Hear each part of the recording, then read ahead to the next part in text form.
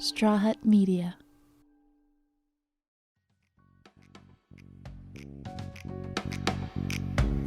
We're better together with Ann and Heather. Hi, everybody. Welcome back to Better Together with Ann and Heather. Today we are better with Jason Tartick. Yes, is back in the house. For Love and Money is what we're calling him. Love and Money. Take it away, Heather. Well, we left you, we had given you the little inside scoop on Ann, who just joined Raya, and she had her big date in the Hamptons. I have been anxiously awaiting this. Wow. I mean, and you know what's funny is there was someone, there's no way this is correlated. I don't know if it was his team or someone reached out about having Peter Thomas Roth on the podcast. No joke. It was like the day after. And I was like, wait a second. That's no coincidence. That is not a coincidence. I swear to God. On August 4th, when did we record? No. Oh my goodness. Because I even said he'd be great for your show, didn't I? Yes. So it was August 4th. I had a guy, Dr. Paul Jared Frank. He does all Madonna's work. Yes. And so he talked about the business, and they said, I wanted to reach out. I know that you recently interviewed, I'm reading the email, Dr. Paul Jared Frank, who I work with as well. We'd love to connect another skincare expert, founder of the prominent and luxurious brand, Peter Thomas Roth. I was like, oh, my girl, Ann, already so working funny. it. Well, yeah, it was all over the press. So apparently we went viral. Apparently people are really interested in who I'm dating now, Jason. It's amazing. I love that. Yeah, we're scheduling Fashion Week now. Yes. Wait, so what happened? Well, I have to tell you, it was so beautiful. He flew me in, and I think we did share with you that it was one of the wildest things that I had ever done in Peter, too. And she's done some wild things. I have. But like getting on a plane and flying to go and visit a skincare mogul has not been on my list of things, so I can check that off my list. He's such a wonderful man, and I met so many friends. We really did have a delightful time. One of the things that I'm realizing about this dating app, Jason, is that I'm getting to reach out, and because I'm in a different place in my life, it's not like reaching out to date to find the one. It's different than being, I feel like I'm the bachelor next. We're really in the second phase of being able to have a second chance and being in a comfortable place with where I am in my life. It's a very different thing. I think I should have dated when I was younger, because then I may not have gotten into such long-term relationships. I would have been able to recognize more about who I am and what really fits, rather than chasing the thing that doesn't fit, which is, you could kind of say, was part of my habit. And plus, it can just be more fun. It's lighter. There isn't so much pressure. You're not looking for this life partner to raise a family with. Right. It just takes away so much of the. I went to the polo field. I went to the polo grounds. She was sending me each photo that she sent was more ridiculous than the last. And I never spent any time in the Hamptons, so I felt very ooh la la. Outfits, and it was very funny. It was very fun. So for you, I mean, we had a delightful time, and we'll see if we'll have a second date. But I was all about. Remember, if you remember, you gave horrible advice. Open that door, horrible go for it. You get it, and we'll know soon if there's a second date. Oh, she went for it. Well, but there may be a second. There may be a second date for Fashion Week.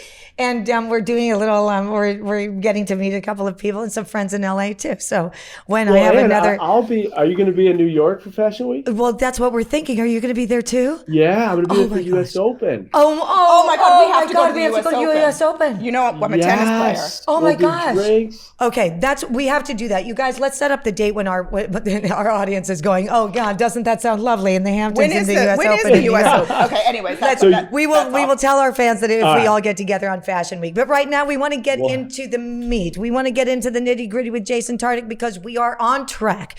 We have been given something last week that was a challenge to us. I was too busy because I was dating, LOL, I'm texting. I'm text interviewing. But Jason, why don't you sum up what we talked about last week, and then we'll get on to our business. Absolutely. So one of the big things we talked about was like benchmarking your current vendors. And so what your current vendors are like, what are you paying money for? And what are you paying money for consistently? And are you getting the best deals? So there are so many places you could go out there to just make sure that you're, just making sure you're getting the best bang for your buck for what you're paying for. So I got a few things that came in from you guys as I'm rattling my papers. We have actually the producer of the show, Yes, Ryan Tillotson. I have his vehicle lease. And then the other thing I analyzed, Heather, I know you sent me your vehicle lease. Unfortunately, it didn't have enough information to kind of dig. I didn't fully do my homework, apparently. Yeah, it's okay. But I do have a question on that lease. Well, let's get into Ryan, though. Yeah. I really want to hear about Ryan's cool. finances. So we'll get into Ryan's. But then the other thing I did do, Heather, is I benchmarked. You gave me your pet insurance. I did. And so I did benchmark that. We'll talk about your price point versus what I saw out there. And I think for anyone listening, this isn't just about pet insurance, and this just isn't about leasing. This is anything that you are paying for. It could take 10 minutes of homework and you could save yourself tons and tons of money. And that's what I think this episode's about. Fantastic. Let's get on it. Let's get on saving money, guys. Because we can't Perfect. save money till All right. So the money. first one is Ryan sent me his lease. Now, is Ryan allowed to, can he come around behind the camera? And answer Ryan, come on. We're going to put you on the spot right now, babe. Yes. Come on over. Okay. Oh, this is exciting. This makes me This nervous. is good stuff. All right. So first we're going to start with this. Ryan, you ended up leasing a car. And I'm just curious if you could walk me through, for anyone out there that's thinking about either leasing a car or buying a car, what was it that made you actually decide to lease the car over buying it? Yes. Well, I found out, or I had heard, that if you have a business, you can write off your lease payments. Whereas if you purchase the vehicle, you can't write off those payments toward buying the vehicle. Yeah. So that's that was that was literally like why I did it. I like it. All right. Well, there's definitely tax strategy with leases for write-offs for sure. And there's even tax strategy if you own a business and your car is more than 6,000 pounds, you actually can depreciate the full asset and you can write the whole amount of the cost of that. Pounds is in weight, year. not as in currency? In weight, 6,000 pounds. The reason is because it was put in place by the George Bush administration when they were trying to get more SUVs on the market, actually. There was a huge issue with buying large cars, so they gave a huge tax depreciation. Does it say how much my car weighs on my lease agreement? So it doesn't, but I'm going to assume which kind of, you have the Ford Fusion. There's no way I don't think this puppy weighs more than 6,000 pounds. It's got a big battery in it. Yeah, exactly. But I think anyone that's thinking about leasing versus buying, some things that you should know. I am actually, because my lease is up in January, and I don't know if I should, instead of starting a new lease, if I should purchase my car. Gotcha. Now, some of the questions you should ask yourself, Heather, are how many miles do you drive? And also, how long do you plan on keeping the car? Well, that's why I always lease, because I don't want some tired old car that is going to break down and then I have to fit. It seems like it's just easier, and by easier I mean lazier, to just lease it. And it is nice to have a new car every 3 years. But that's one. But I'm always ready at 4. They don't really do a 4-year. I feel like 3 years comes really quickly, and that's what I have. And I'm not quite ready to deal with it now. I got to fix it because I have teenagers driving it, so and myself. I mean, I'm blaming it on the teenagers, but with the dents and the bumps and then I always just roll into another BMW because I don't want to get punished. And they're nicer to me if I get another BMW. So I'm trying to decide that. Fees.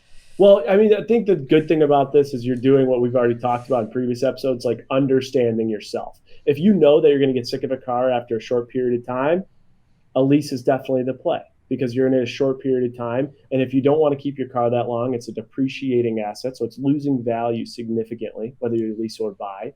And if you know you want a new one, it would make more sense to lease. The other thing you got to think about is the time that you're in it. The longer you keep your car, the better return you'll get if you buy versus leasing.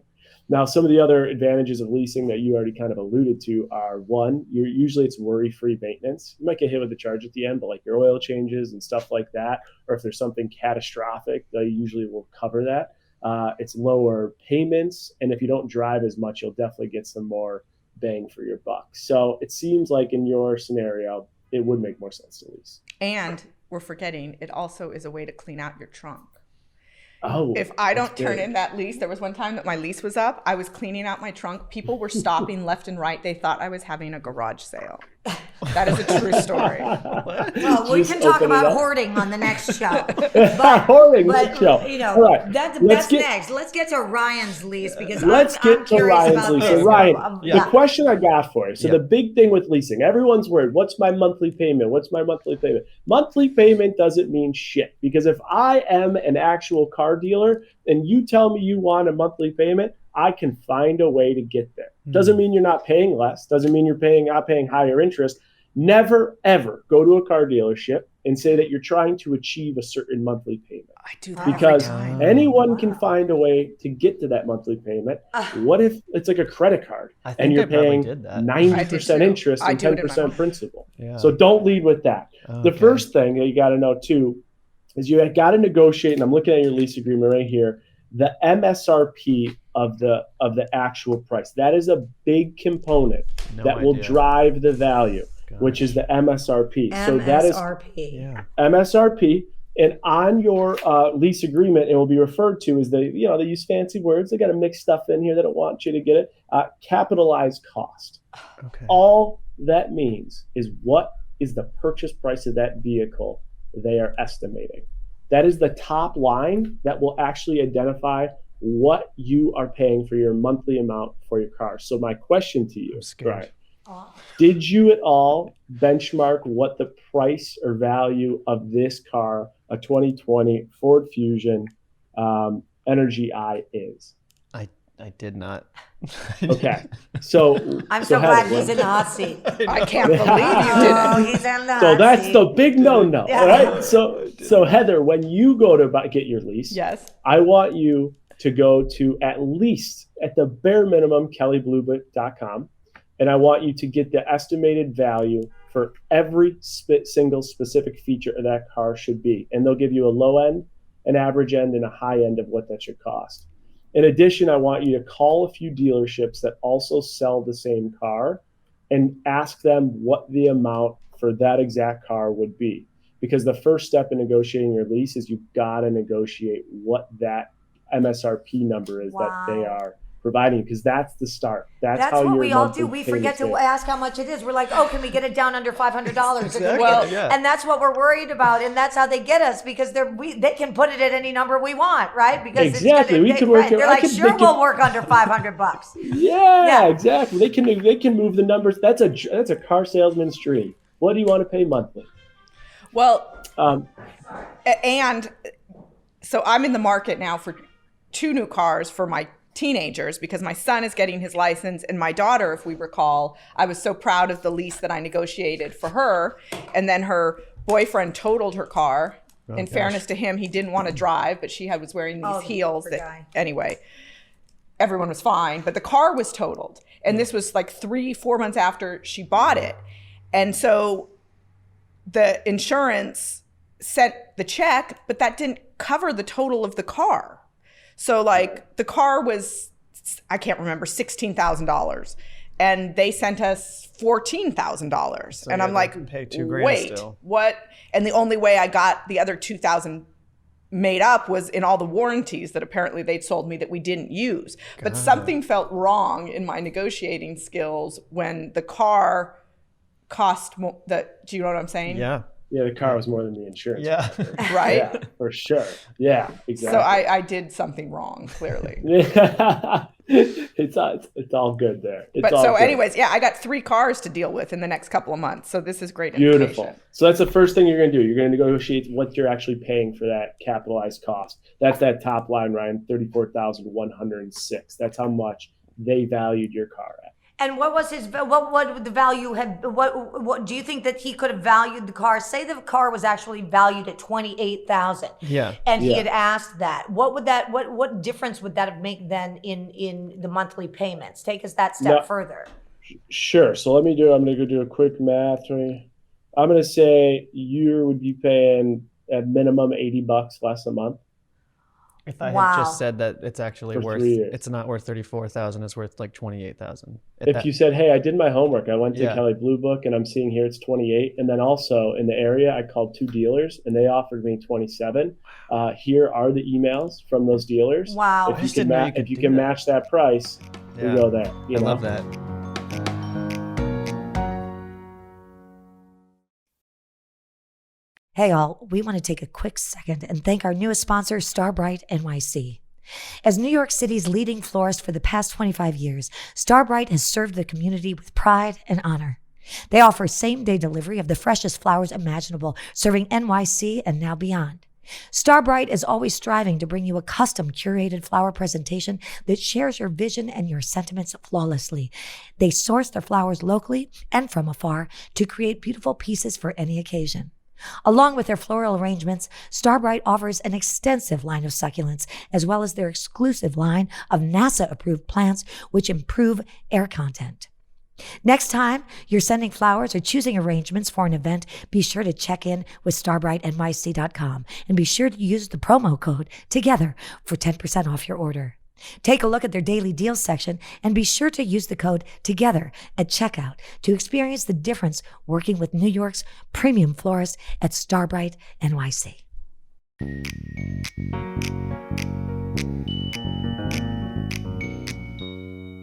These are the big things you can negotiate. So if you're going in for a lease, you can negotiate the interest rate, but then they'll use these fancy words. So look for this. Yeah. They'll use, it's either money factor or on your agreement, Ryan, it's called the rent charge. Rent charge. Okay. Rent charge. Is So that you just can like negotiate that. that's just a fee that they tack on?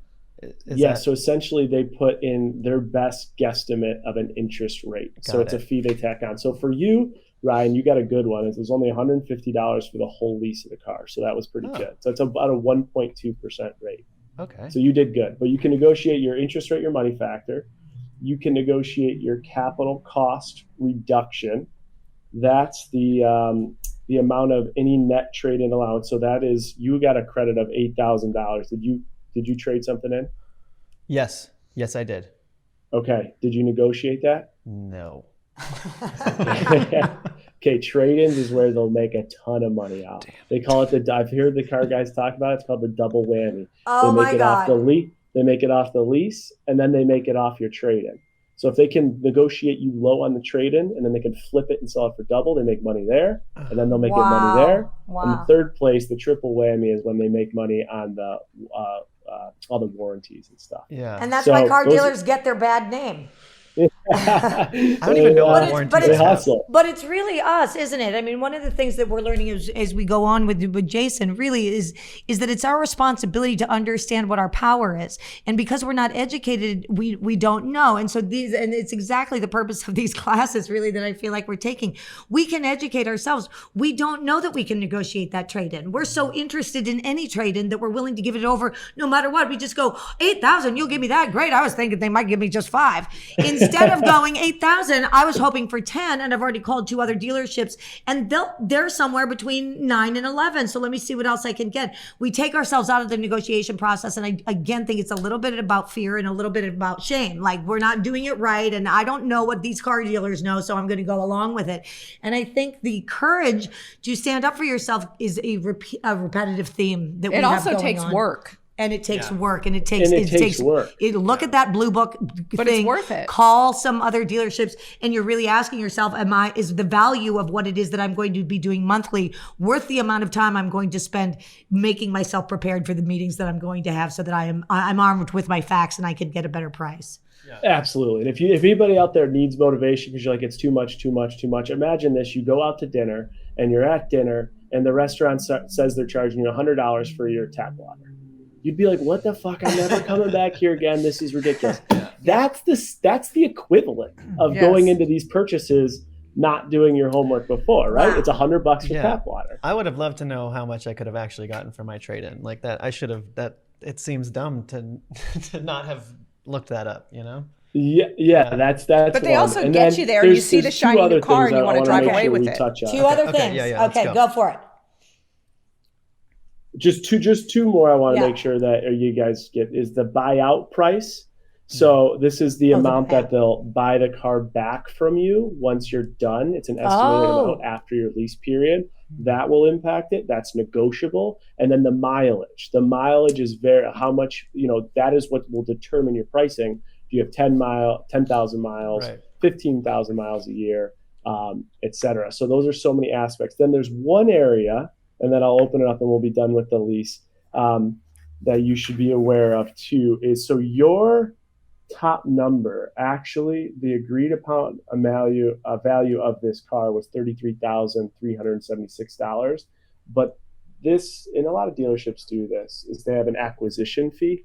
So you had an acquisition fee of $645 and then a document fee of $85. So it's about $700 that sometimes you can negotiate with the dealership to. And that's just fees for like doing the paperwork? Is that what that was? Yeah. Yep, that's just their internal little Got fees. it. Got it. Yeah, so watch out for every line item that says fee. About the only line item that's probably not at all negotiable if it says fee on it is usually the registration fee. They're not going to touch that. Okay, so we've got buyout fee, we have the mileage, we have the money factor, we have the rent that was going to be charged, and these are all, and the interest, and those are all things that we can negotiate if we are armed with our facts and go to the dealer. I need to get back to the 4-wheel drive being a complete write-off, because I don't think I was quite understanding of that. If I rented a Range Rover, now I drive a Mini, if I rented or leased, I should say, a Range Rover, I would be able to write off that entire Range Rover, because we were putting vehicles on the ground that needed more gas, so they gave us a tax break. Is that what happened during the Reagan Bush administration? Yeah. So essentially, yeah, exactly. So what like the exact tax break is there are certain tax deductions for vehicles that are over 6,000 pounds, and so if you have a business. Guzzlers. So yeah, like a business vehicle, like a large pickup truck or a cargo van or a large SUV. This was and still is a mechanism in which you can depreciate most of it. Now, I would always say anything with tax write-offs and stuff like that, like make sure you talk to your accountant. But yeah, there are some. The last I looked is that you can get the value of the deduction all in 1 year. So. Again, I would say always refer to, if you have a tax guy or you have a CPA, ask them about the 6,000 pound business car deduction you can use. But you have to own a business to have that. Okay, well, what's the smallest SUV you think that's 6,000 pounds? Just can you put us into, like you're saying, like, well, obviously we don't have 18-wheelers among us, but is it a normal Range Rover? Is it a Suburban? What car weighs 6,000 pounds? A Range Rover is 100% over 6,000. Is that what you drive? Can we ask what you drive, Jason? I drive the BMW X5, and that's over 6,000 pounds. And so do you write off your entire, do you lease? I do lease, and I do use that as a write-off. Wow. So does my it's 4 strictly Series a tax. BMW? So when I went to the dealership, I told my CPA I want a SUV. He said, we qualified it. How often do you use it for business? What are your business purposes, et cetera? Yeah. Yep. He's like, okay, when you go to that dealership, I don't want you buying a car less than 6,000 pounds. Oh my goodness. Why? And this is how I learned about it. Wow. So I should trade in my 4 Series for a X5? Yes, please. Yep. Now again, I can't take liability here. Talk to your accountant. I'm not a registered CPA. We have a business, and she drives us everywhere. Yeah. So I got a question. Yes. Is there also, I thought there was also tax incentives for energy efficient, like, because I have an electric car, Okay. Is that do we know anything about that? Usually that is state by state. I would have to look. Here's the thing with tax law. The tax law is every year is about as big as a Bible, and it changes every single amount every year. So for example, in 2020, you could only write off 50% of your dining expenses. In 2021, because they want they want to incentivize restaurants, people to go restaurants, you could write off 100%. So the smallest amount of things change day to day with tax law. Right. So I would say that's why you have to have an expert. And I know just the surface top. And that's why I have 2 accountants that I hire. I have one accountant that does all my bookkeeping, one accountant that does all my filing. I call them nonstop with questions. I called them today about HSA deductions, and they had to research it. They didn't know. So I would definitely continue to use a CPA and definitely do your research. Okay.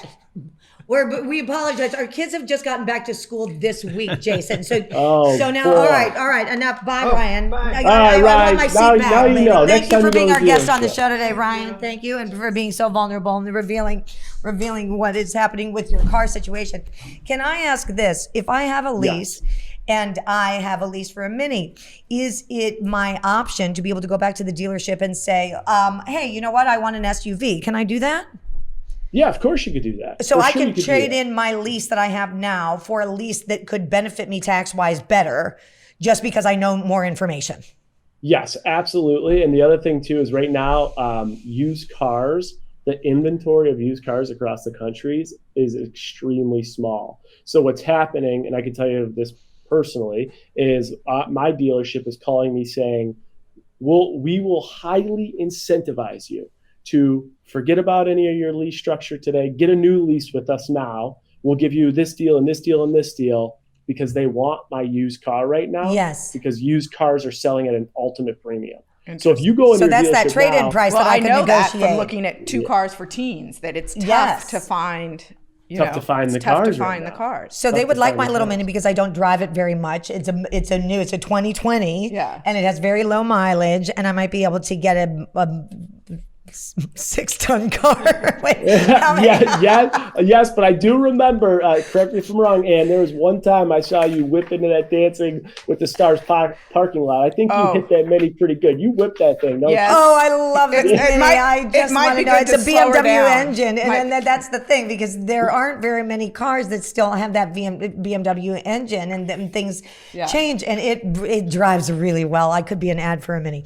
Okay, Jason, this is incredible. What else are we doing with this in our lives? So we looked at the difference between what was going on with our cars, how we can invest our time so that we can take money off of our leases with our cars. What are the other big money tickets that we do this with, that to educate ourselves we could save so much money on? Yeah, absolutely. It's a great question. I think that's why we have such good examples here that you guys gave me, is so that we can literally say A to Z. We're talking about car buying and leasing, and now we're going all the way to Heather's 2-year-old French. It's a French bulldog. Yes, my little precious. Oh, okay, we're French going to bulldog's health insurance. Pet insurance. Okay, let's take a break quickly, and when we come back, we'll do that.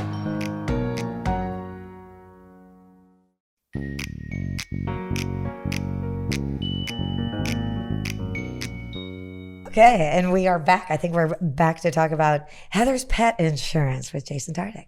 My precious little Soba. All right, here we go. So a 2-year-old French bulldog, is that correct? That is correct. And Okay. I will say this about his insurance. The first year I had him, I had even more insurance on him. I lowered my policy to what it is now. Well, I wanted don't to even make think sure anybody that- understands what was going on, because the French Bulldog is one of the most popular dogs. Little did we know that there was a theft.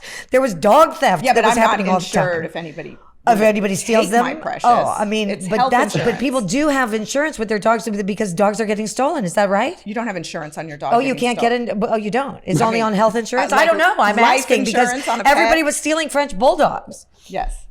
but no But insurance on that. No. Okay. No. I think we should create insurance. I'm on gonna that. say, That's a I good- mean, Well, I'm there's not- nothing. There's Yeah. nothing you could. There's no amount of money that would replace my. That's so true. It's like I don't. It's I would never even irreplaceable. want to hint that could be a thing. Okay, but if you Yeah. could get $5,000, it might ease the pain. No, it wouldn't.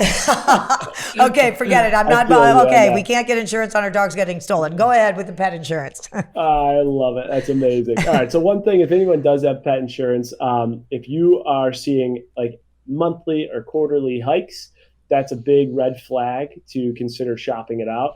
I had quarterly hikes galore with my dog, and so that's why I ended up shopping mine out and found a rate that was literally 1/2 the price. But honestly, there's no magic to this. I literally just went to 2 different pet insurance companies, Heather. I did one with Healthy Paws and one with FIGO Pet Insurance. I got a quote based on putting in the information you gave me about your dog, male, 2 years old, French Bulldog. And the big thing that will drive insurance rate premiums is the limit and then your deductible, right? So as your deductible goes up, the cost of your insurance goes down, and vice versa. But you have a $10,000 limit, and then your deductible is $500. And so I went to 2 insurance companies. I'm gonna give you a quote. I'm gonna ask you this: do you think you're paying too much, or do you think you're getting a good deal on your health insurance? Do we know how much she pays per month? I just want to know. Yes. How much per month? You pay $57.75 for your one dog per month. Okay. And I used to pay $75, and when I thought that I thought it sounded like a lot to me, so I called them and talked to them about it. And however I landed on it, it was just kind of I might have called another one at the time when I was downgrading his insurance a little bit, and I just felt like they were all sort of the same. Okay, well, tell us. Do you think you're paying too much or too little? Too much or too little?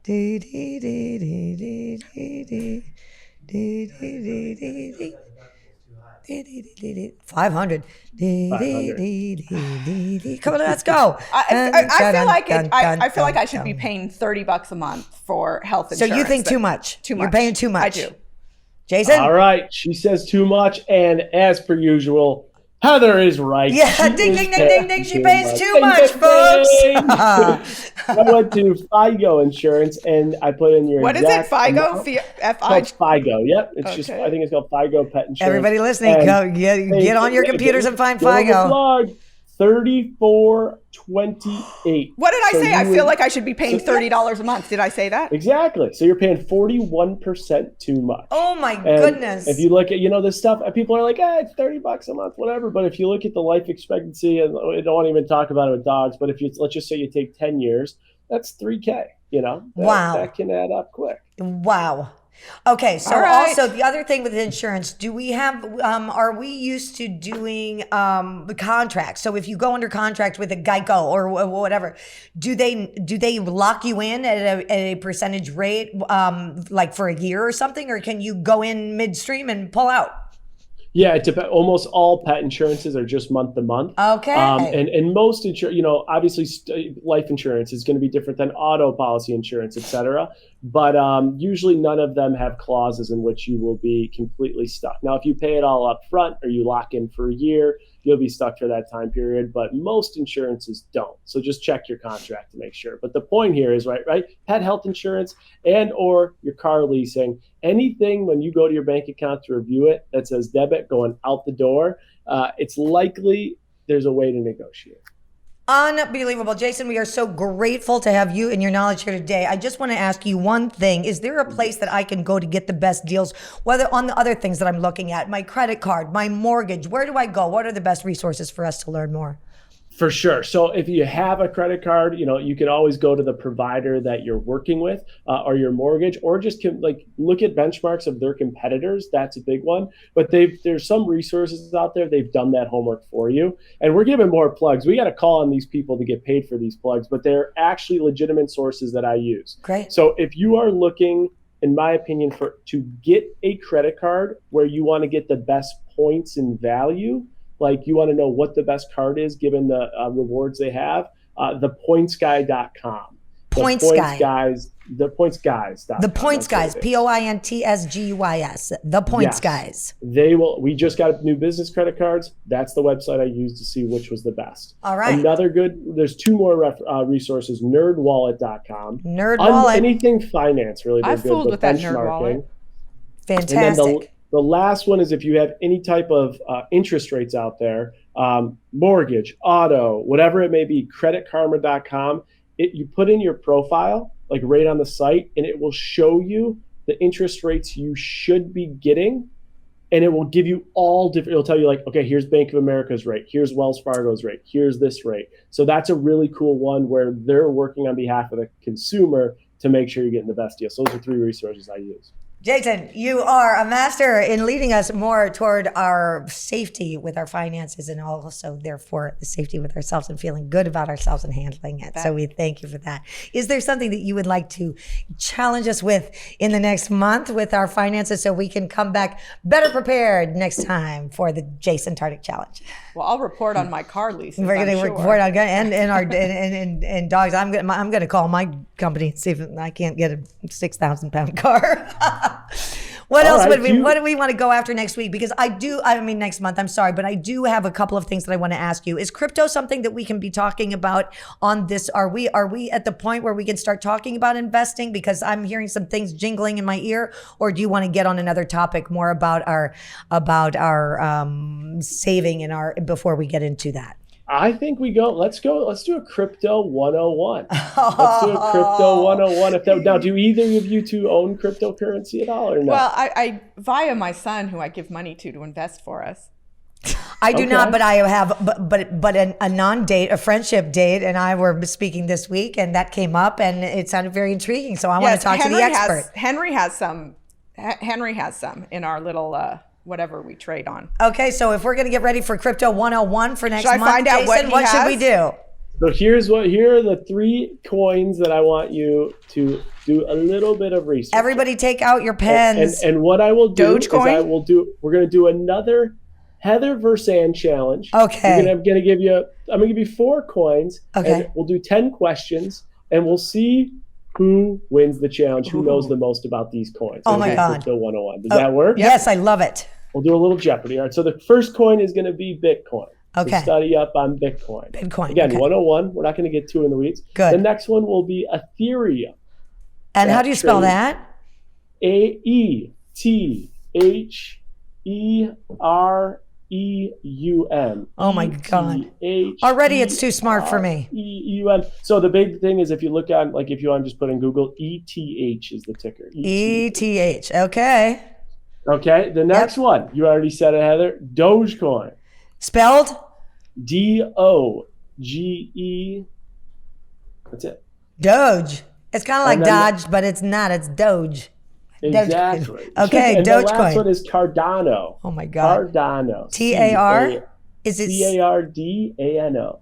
Did I ever tell you guys about the time that I had a client who wanted to pay me in Bitcoin like 10 years ago? And I was like, ha, ha, ha, ha, ha, you silly idiot. I would never do that.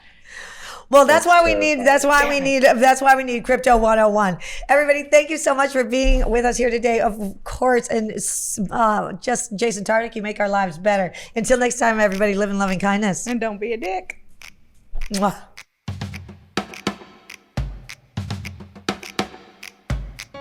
And a big thanks to our Better Together team, Ryan Tillotson, Sebastian Alcala, Daniel Ferreira, and of course, Ann and Heather. If you haven't already, please subscribe on whatever device or platform you're listening to this on. And as always, see you next week. We're better together with